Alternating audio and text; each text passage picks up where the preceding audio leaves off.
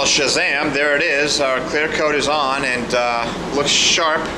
It's nice to see. Again, aluminum body. A lot of bracing that goes underneath this to make sure the body there doesn't fluctuate on the body pin. That's what you're seeing there. It's also meant for the brackets, as you know, that the fuel tank goes down on there. So and that has already been mocked up, so we know we're in good shape with that. So tomorrow this will cure through the night. Tomorrow we'll bring it out, bring more parts in, more color will go on, and fast approaching assembly with this truck.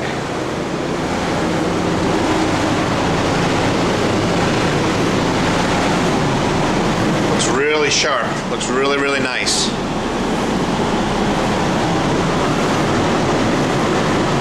Again, this is just the underneath.